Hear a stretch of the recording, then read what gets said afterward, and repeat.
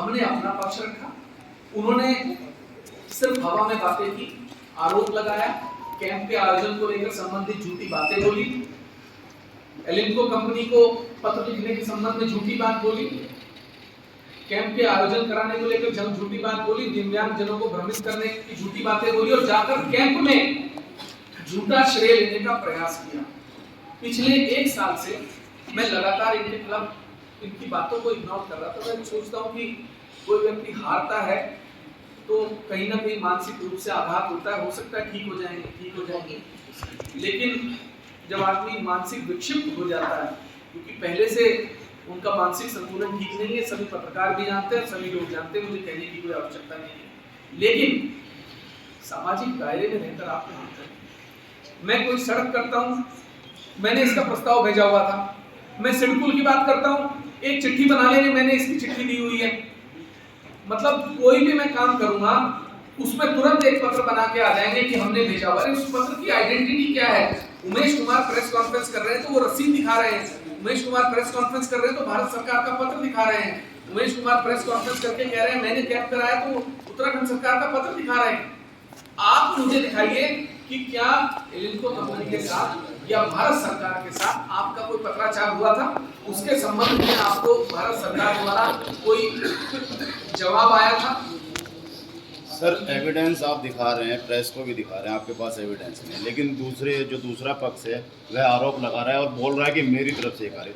तो अभी आप क्या कुछ कार्रवाई करेंगे उनके खिलाफ? आपके पास एविडेंस भी है। आप ऐसा है, आप मुझे बताइए इसमें कार्रवाई क्या हुआ है? ये तो एक सुचिता की बात है, एक सामाजिक प्रदर्शन की बात है।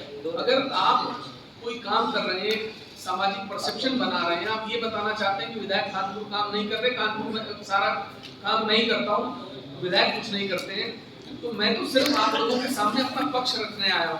कार्रवाई तो उन्होंने जो बदतमीजी की उसके संबंध में मुकदमा दर्ज करा दिया गया, आगे भी बदतमीजी करेंगे मुकदमे दर्ज कराए जाएंगे, लेकिन हमारा विश्वास शक्ति प्रदर्शन में झगड़े में नहीं है, लेकिन वो हमें मजबूर कर क्षेत्रीय जनता का चुना हुआ निर्दलीय विधायक, आप कभी उसको मेंढक बोलेंगे, आप कभी उसको कुछ बोलेंगे, कभी आप बलात्कार का मुकदमा। मैं कहता हूँ आप साबित कर दीजिए, मैं इस मंच से बोल रहा हूँ और सभी पत्रकारों के सामने बोल रहा हूँ, अगर मेरे खिलाफ किसी न्यायालय में, किसी कोर्ट में, किसी थाने में बलात्कार का मुकदमा लंबित होगा, मैं इस्तीफा दे दूंगा। लिख के रख लीजिए मेरी बात को, उसको वीडियो पर आपके रिकॉर्डिंग है, अगर मेरे खिलाफ मुकदमा लंबित है लाकर दिखा दें। झूठ बोलना 29 मुकदमे, आप 29 नहीं आप 19 मुकदमे दिखा दीजिए मेरे खिलाफ, मैं इस्तीफा दे दूंगा। झूठ बोलकर किसी आदमी का चीरहरण करना, रोज रोज झूठ बोलकर किसी का मानसिक अवसाद उसके लिए पैदा करने का प्रयास करना, झूठी इलेक्शन पिटीशंस डलवाना, झूठे आरोप लगाना शराब और पैसे बांटने के, ये गलत बात है। जनता ने चुनकर भेजा है, ये जनता का है,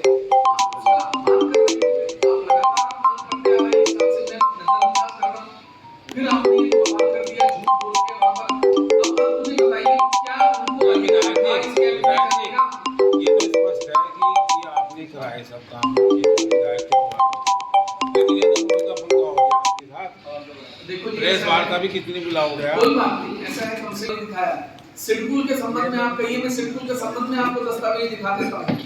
जब सचिव प्रेस कॉन्फ्रेंस कर प्रेस में कह रहे हैं कि आज विधायक कानपुर के साथ हमारी 4 बैठक हो चुकी हैं और हम सिडकुल के निस्तारण की तरफ बढ़ रहे हैं और जल्दी इसको शुरू कर देंगे, फिर आप एक पत्र लाते हैं। मैंने मुख्यमंत्री जी को पत्र सौंप दिया है, सिडकुल में त्वरित कार्रवाई की जाए और ताकि लोगों को रोजगार मिल सके।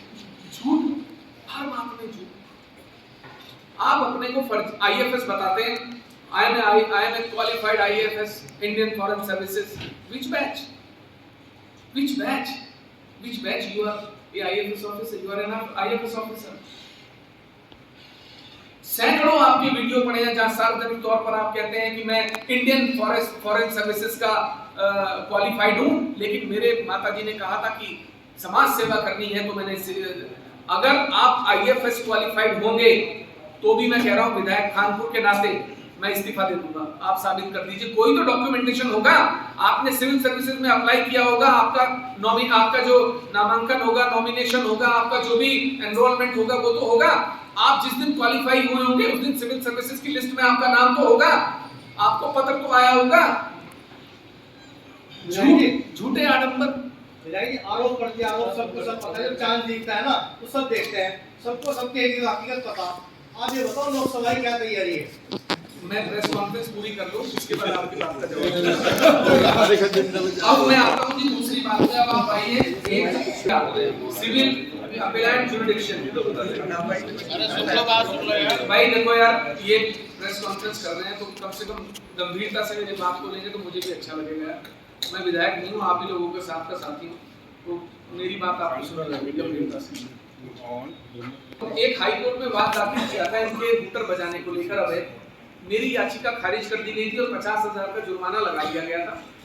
उसके बाद मैं सुप्रीम कोर्ट गया, माननीय कपिल सिब्बल साहब अपीयर हुए और हमने इनके हूटर के खिलाफ जो हमारी याचिका निरस्त हुई थी उसकी एसएलपी दाखिल की। एसएलपी दाखिल करने के बाद माननीय उच्चतम न्यायालय ने एक नोटिस जारी किया और इन्होंने अपना जवाब दिया। पैरा 8 में आ जाइए आप, इसके पैरा 8, पेज नंबर 4, पैरा 8 आगे। That the answering respondent was not aware of the judgments passed by the honorable court that are relied upon the petitioner. In fact, in the state of Uttarakhand, almost all MLAs use the siren. Had the answering respondent been aware of the position in law, he would have never deliberately floated the law. Answering the respondent that Uttarakhand में अधिकतर MLA siren बजाते हैं, मुझे law का ज्ञान नहीं था। अगर मुझे लॉ का ज्ञान होता तो मैं कभी भी ऐसा कार्य नहीं करता। जो रिस्पोंडेंट है प्रणव सिंह जी, उनका न्यायालय के प्रति बहुत सम्मान है और वो कई सालों से लगातार पब्लिक सर्विसेज में हैं। प्लीज पेज टर्न कर लीजिए, 5 नंबर पर आ जाइए। बहुत महत्वपूर्ण पैरा है, आप लोगों को पढ़ना होगा ये। Respondent offers unconditional apology. इसका मतलब आप समझ गए होंगे, अनकंडीशनल माफी मैं मांगता हूं उनकी honourable court for his lack of awareness and unintentional use of siren. उन्हें अवेयरनेस नहीं थी, उन्हें ज्ञान नहीं था और उन्होंने सायरन जो बजाया वो अनइंटेंशनली बजाया during the tenure of MLA. अब भविष्य में कभी भी ऐसा, ये 10 पे पैरा आ जाते हैं, with the humility respect for the directions passed by the honourable court against the use of siren by anyone other than specified person notified in the rules and the judgments. अब भविष्य में कभी भी ऐसा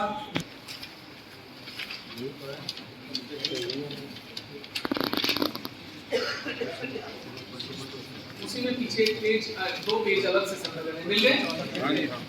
बहुत गंभीर बात मैं आपसे कहना चाह रहा हूं, देश के उच्चतम न्यायालय के प्रति कोई व्यक्ति कितना संवेदनशील हो सकता है, इससे बड़ा उदाहरण आपको हिंदुस्तान में मिलेगा नहीं। ये है Umesh Kumar versus state of Uttarakhand. Honourable जजेस का कॉरम है justice Sanjeev Khanna ji, justice MN Suresh ji. अब आप सबसे नीचे आइए, order. We have examined the counter affidavit filed by respondent number 6 Kumar Pranav Singh stating that he is aware of the legal position on the uses of hooter sirens on vehicle and that he would not use hooter sirens. Respondent number 6 Kumar Pranav Singh would be bound by the statement made in the said counter. अपने counter में उन्होंने जो statement दिए कि वो कभी use नहीं करेंगे, वो इससे बाउंड रहेंगे, बाध्य रहेंगे। एंड होप, अब आप इस लाइन को पढ़िएगा और कितनी गंभीर लाइन हाई सुप्रीम कोर्ट ने कही है। And we hope and trust he would abide by this statement and not violate the assurance.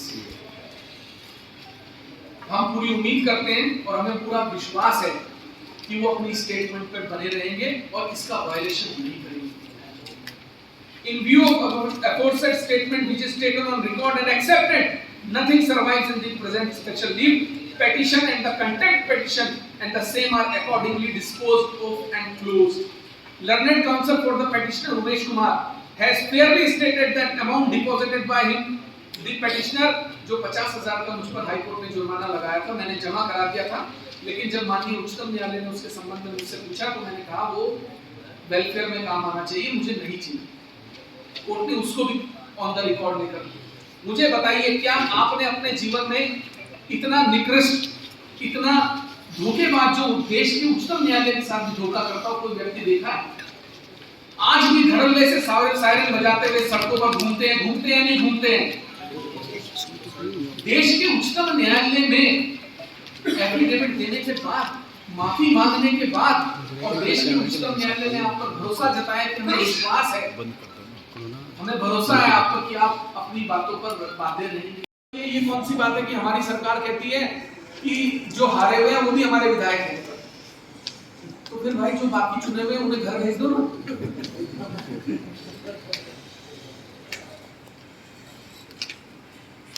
अगर मैं कोई काम एग्जीक्यूशन कराना चाहता हूं, उस काम को एग्जीक्यूट तो सरकार करेगी ना। अगर मैं कोई पत्र लिखता हूं तो सरकार को ही लिखूंगा ना। तो सरकार किसी की भी हो, उससे फर्क नहीं पड़ता। लेकिन एक विधायक अपने कामों के लिए, जनता के कामों के लिए, जो भी काम क्षेत्र के विकास के काम है उनके लिए पत्र तो सरकारों को लिखेंगे, चाहे वो केंद्र हो चाहे राज्य हो। लेकिन आप इस बात के लिए कि सरकार आपकी है, जो आपको खुद ही नहीं पूछती है, आपकी सरकार में क्या हैसियत है ये सब जानते हैं, मुझे बताने की जरूरत नहीं है। लेकिन आप इस बात का आपको सम्मान करना चाहिए। आपको जनता के, जिसने आपको 4 बार चुना, 20 साल आप विधायक रहे, उनके मत का आपको सम्मान करना चाहिए कि उन्होंने एक व्यक्ति को चुना है। आप उसे काम करने दें, प्रतिदिन परेशान करना। और सुनिए, इस सुप्रीम कोर्ट के ऑर्डर के बावजूद भी ये प्रतिदिन मेरे घर के बाहर आके हुक्कर बजाते हैं। आप बताइए, इससे ज्यादा दुर्भाग्य की बात क्या होगी? फिर भी मैं कोई रिएक्ट नहीं करता, क्योंकि मुझे लगता है मैं सम्मानित व्यक्ति हूं, मैं विधायक के पद पर हूं, मुझे इनकी तरह ओछापन और छिछोरापन नहीं करना चाहिए। विधायक जी, क्या इस संबंध में किसी पत्रकार को भी मानहानि का नोटिस दिया गया है क्या? बिल्कुल दिया, मैंने इस संबंध में नहीं दिया, मैंने दूसरे संबंध में दिया। आपने अच्छा सवाल किया, जरूरी लिखा। मैं हमेशा पत्रकारों के अधिकारों की लड़ाई लड़ता हूं, कहीं भी, चाहे मैं कहता हूँ सीमांत तक भी झगड़े पत्रकार की, तो मैं वहां भी गया। लेकिन मैं एक बात कहता हूँ, क्या किसी पत्रकार को यह अधिकार है कि वो मुझे दलाल, ब्लैकमेलर, बलात्कारी और अपराधी लिखे? वो ये लिखे कि कुछ अधिकारी मुझसे इसलिए डरते हैं कि मेरे पास उनके स्टिंग है और मैंने उन्हें एक्स्ट्रा सर्विसेज दी है? ये क्या शब्दावली है? मैं आप सभी से पूछना चाहता हूँ, कितनी बार बर्दाश्त करूँ? 1 बार, 2 बार, 3 बार?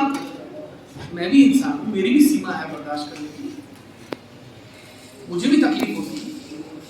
लेकिन आप किसी के कहे अनुसार टारगेट करके मुझ पर आरोप प्रत्यारोप, आप सबूतों के साथ आइए, मैं आपका सम्मान करूंगा। आप सबूतों के साथ मुझ पर आरोप लगाइए, लेकिन हवा में आपको किसने अधिकार दिया मुझे ब्लैकमेलर, बलात्कारी, दलाल और अपराधी कहने? किसने? कौन है आप भी एक पत्रकार हैं, इंसान हैं।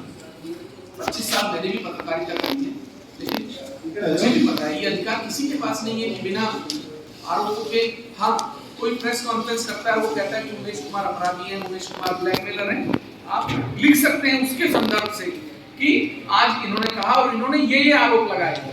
लेकिन आप अपने आप सिर्फ एक PIL का संज्ञान लेते हुए आप मेरे ऊपर वो चीजें बढ़ने का प्रयास करें जो तकलीफें होगी। जो विधायक और बाकी जो नेता हैं जो आपके खिलाफ बोलते हैं, इन्हीं शब्दों का इस्तेमाल करते हैं, तो क्या आप मेरे खिलाफ सिर्फ अखिलेश जी, मेरे खिलाफ सिर्फ एक व्यक्ति बोलता है इन आरोपों के साथ, उनको मैं नोटिस नहीं छोड़ूंगा। सर, जैसे कि आपने अभी पूछा और बोला भी, आपने कह भी दिया है कि अगर एविडेंस मिल जाता है कि सिविल सर्विसेज में अगर उन्होंने परीक्षा भी दी होगी तो आप अपने, उन्होंने कहा कि मैं क्वालिफाइड हूँ, पास किया मैंने IFS, अगर उन्होंने पास किया होगा मैं इस्तीफा दे दूंगा। आपने इस्तीफा देने की बात कर दी, तो ये जानकारी आप RTI के माध्यम से भी निकल जा सकते हैं। मैं कुछ बोल रहा हूँ कभी किसी आधार पर ही कह रहा हूँ, RTI नहीं, मैंने उनको बकायदा नोटिस दिया है। इसी बात पर सारे पेपर निकलवाने के बाद उन्होंने अपने उस नोटिस में जवाब दिया कि मैंने कभी ऐसा नहीं कहा कि मैंने आईएफएस क्वालिफाई किया है, मुकर गए वो उस नोटिस में। अब आपने कोई सवाल किया, एक सेकंड बस, आपने कोई सवाल किया तो मेरा फर्ज है कि आपकी संतुष्टि होनी चाहिए।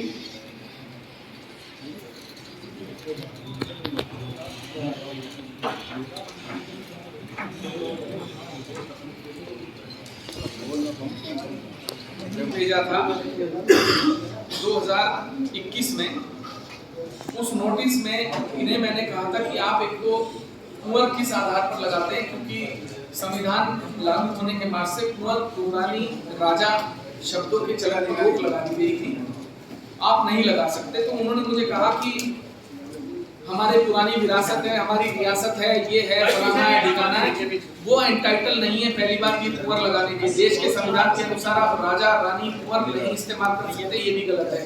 दूसरी बात उन्होंने मुझे कहा कि आपने हम पर आरोप लगाया कि हम अपने को जगह जगह पर आईएफएस अधिकारी बताते हैं। हम आईएफएस अधिकारी के संबंध में हमने कभी नहीं कहा कि हम कोई आईएफएस अधिकारी है, ना हमने इसके परीक्षा में कहीं कभी कोई भाग लिया। तो ये आरोप भी आपका झूठा है। उन्होंने तो मुझे सारे आरोप झूठे बता दिए। मैं उनसे कह रहा हूँ, माननीय प्रणव सिंह जी, मैं आपसे इस खुले मन से पत्रकारों के माध्यम से कहना चाहता हूँ, अगर आप आईएफएस हैं, जो आप अलग अलग मंचों से जो आप कहते हैं, मेरा फोन होगा भाई,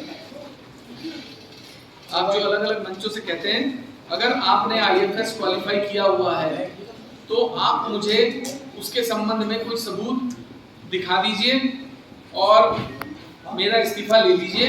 मैं इस्तीफा देने को तैयार हूं। मैं फिर दोबारा अपनी बात रिपीट कर रहा हूं सभी पत्रकारों के माध्यम से कि आप मुझे दिखा दीजिए। दिखाने मात्र से सिविल सर्विसेज का कोई भी पत्राचार, कोई भी कॉरेस्पॉन्डेंस आपके साथ हुआ होगा, वो दिखा दीजिए और मैं अपने विधायक खानपुर के पद से इस्तीफा दे दूंगा अगर आप आईएफएस क्वालिफाइड हैं तो। सर सायरन की बात कर रहे हैं, उधर की बात कर रहे हैं, ये तो भारतीय जनता पार्टी के कई ऐसे नेता हैं जो यूज करते हैं।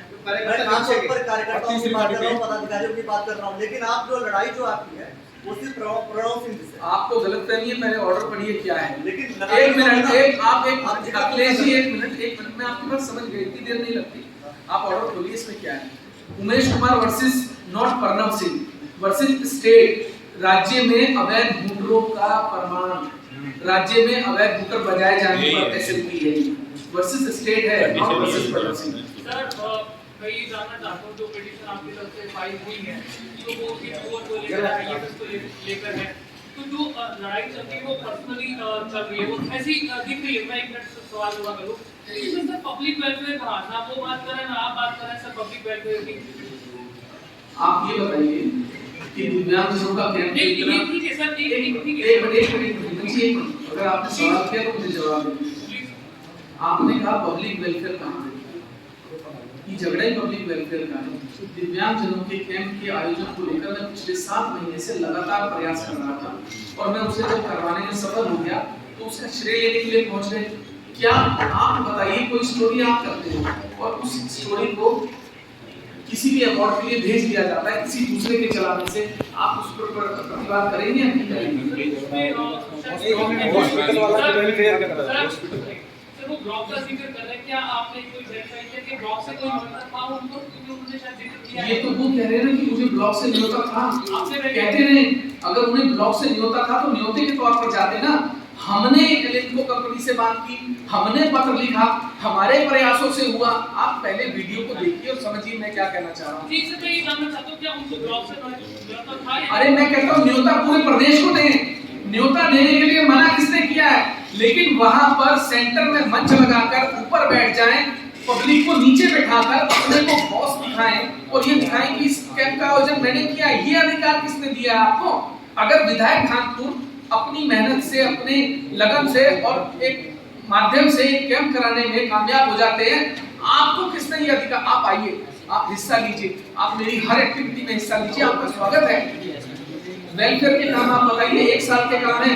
कुआंखेड़ा से लक्सर कुआंखेड़ा भुरनी मार्च से सोलानी तक 10 करोड़ रुपए का बाईपास मैंने स्वीकृत कराया, जियो जारी हो चुका है। 50 बेड का अस्पताल खादर के अंदर जो 20 सालों में किसी ने नहीं सोचा था वो स्वीकृत हो जाएगा। सर क्या गवर्नमेंट ऑफ उत्तराखंड, क्योंकि उनको भी ये नहीं पता है कुछ मामले का, क्या गवर्नमेंट ऑफ उत्तराखंड इसमें इंटरफेयर कर रही है इस मामले में, क्योंकि वो तो अनकॉन्स्टिट्यूशनल हुआ ना, आपका अपमान हो रहा है इस मामले में। देखिए ऐसा है,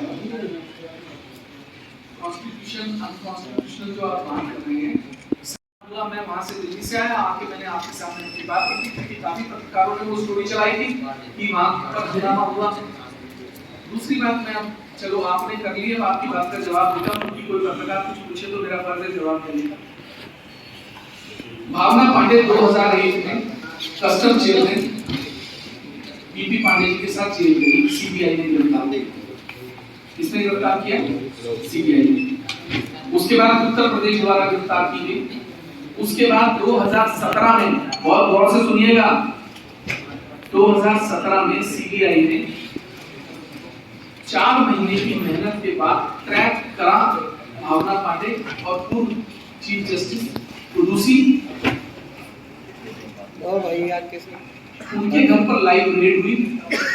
करोड़ों रुपए उनके घर से रिश्वत के पकड़े गए। देश के सबसे बड़े मेडिकल स्कैम सीबीआई द्वारा 1 साल जेल में रखी गई।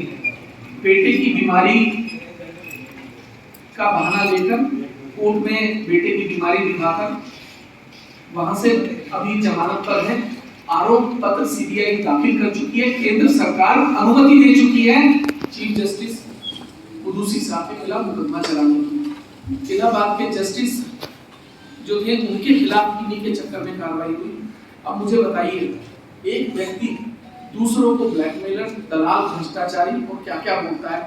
मैं ये पूछना चाहता हूँ, क्या भावना पांडे जी आप को सीबीआई ने आपके घर पर लाइव रेड करके पकड़ा था या नहीं पकड़ा था?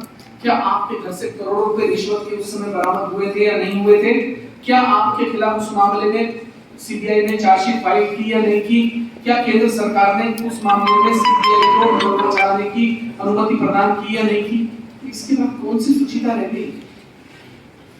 देश में बच्चों के भविष्य के साथ, मासूमों के भविष्य के साथ खिलवाड़ करने के सबसे बड़े मेडिकल स्कैम में आप लोग सिर्फ गूगल में इतना डालिए भावना पांडे सीबीआई, उसके बाद मुझे बताने की जरूरत पड़ेगी, पूरा इतिहास आपके सामने आ जाए।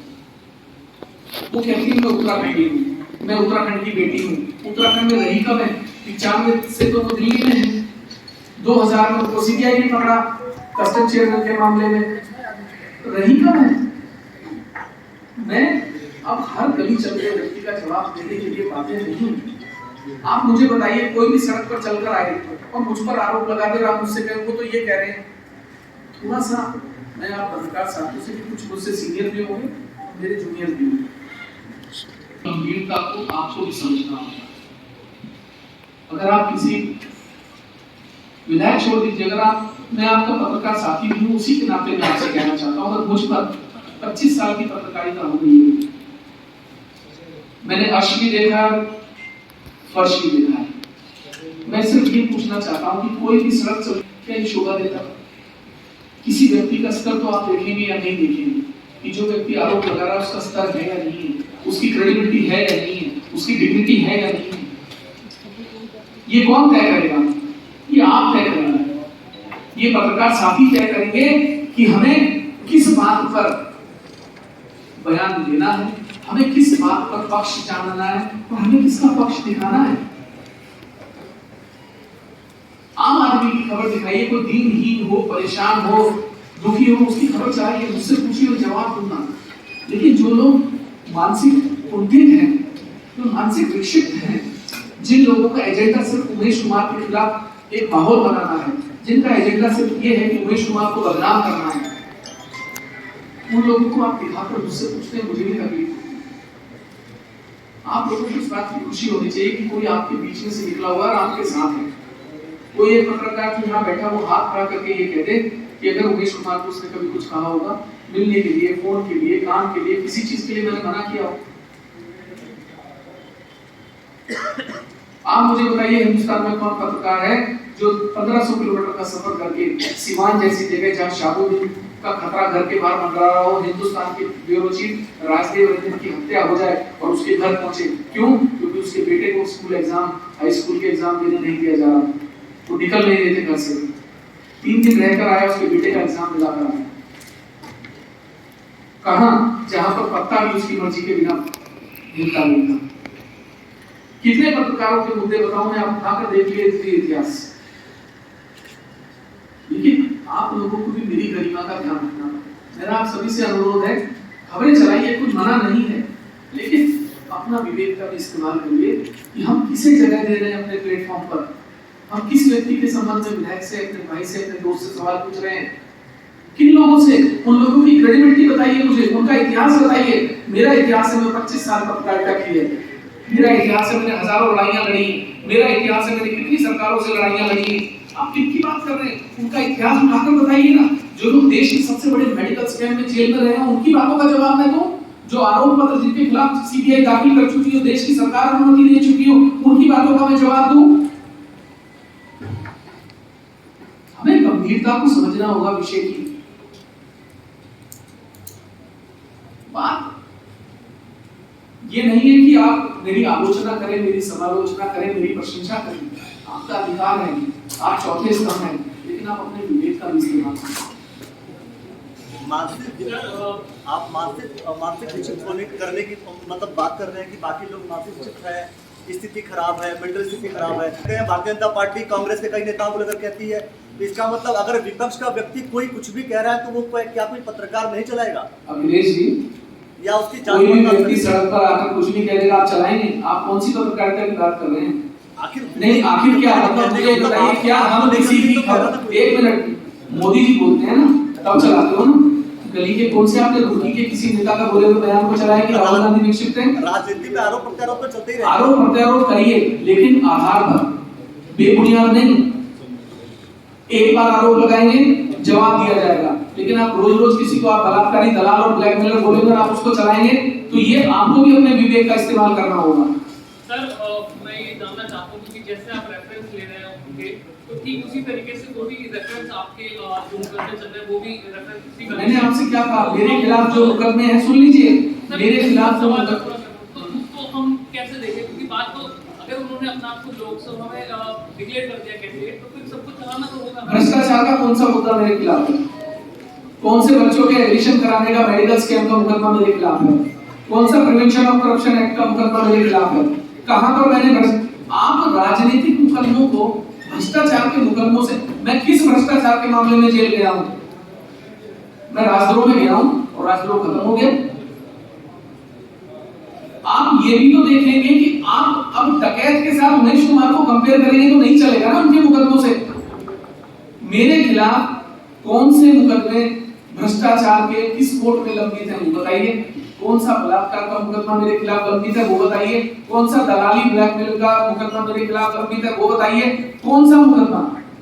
आप कह रहे हैं कि वो लोकसभा में चुनाव के प्रत्याशी हो गए, लेकिन वो जो बोलेंगे वो आप चलाओगे, ये भी तो नहीं ना। आपका अपना भी तो सेंसर है। काउंटर तो हम कर रहे हैं ना सर, काउंटर तो उनसे नहीं किया जा रहा। आपकी बात सही है।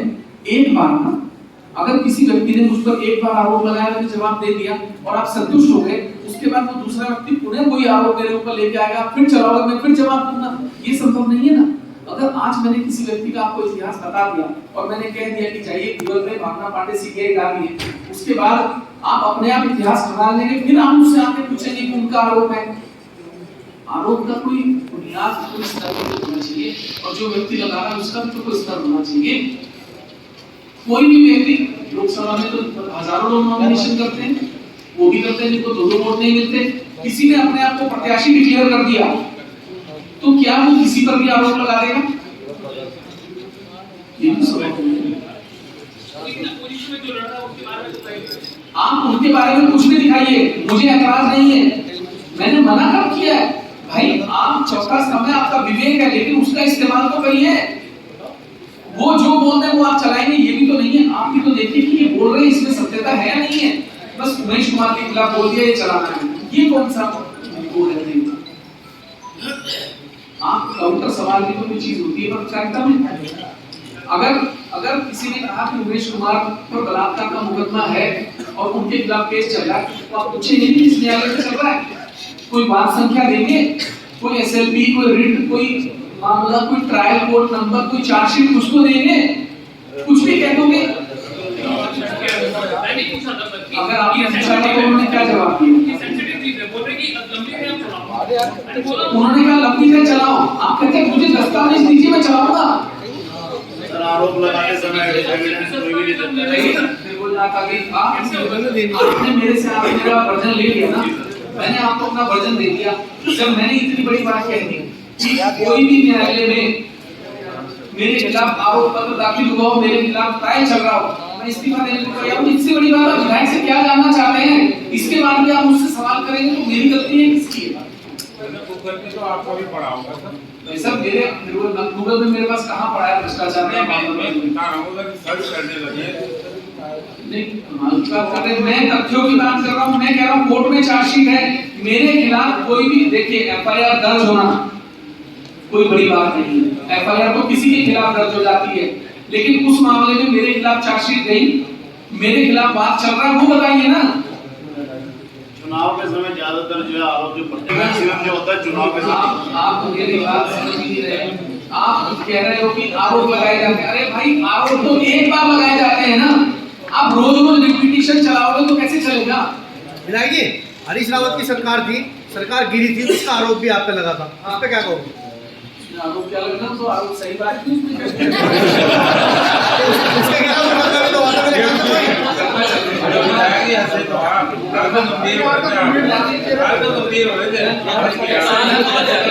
मुकदमा चल रहा है, ये तय करेगी क्या मामला है। विधायक जी, एक ही बार बता दो कि मेरे पे इतने मुकदमे हैं, इन्हें छुट्टी कर दो। भाई देखो मेरे खिलाफ 14 मुकदमे, अभी सुन लो भाई, ये भी सुन एक ही लो। बार बता दो, क्लियर बात। मैं बता रहा हूँ, मेरे खिलाफ 14 मुकदमे नक्सली थे जब मैंने पहला अपना हल्फनामा दाखिल किया नामांकन के समय। आज 6 मुकदमे मेरे बंगाल के खत्म हो चुके हैं, मेरे खिलाफ थे, उनमें सब में क्लोजर रिपोर्ट आ गई है। मेरे खिलाफ आज की डेट में कोई बात नहीं है। विधायक साहब, आप जो भी प्रोग्राम करते हैं या जो भी समाज सेवा में काम करते हैं, प्रणव सिंह को कैसे पता लग जाता है, वो सबसे पहले वहां पे पहुंच जाते हैं?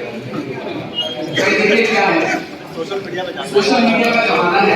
वाह वाह मेरे शेर, सूचना देते हैं कि आज कहाँ से आते हैं ये लोग? वो सूचना वायरल होती है, जो वो सूचना में वायरल होती है अक्सर होता है। मैं आपको इसका एकदम गौर से सुनिएगा, एक उदाहरण और देना चाहता हूँ, आपको समझ में आ जाएगा। जिला पंचायत चुनाव के बाद हमने प्रधानों को जिला पंचायत सदस्य बीडीसी के सम्मान के लिए मेरा एक पंचायत के अपने प्रधान सम्मेलन रखा, जिसमें हमने कहा कि हम अपने सभी लोगों को सम्मानित करेंगे।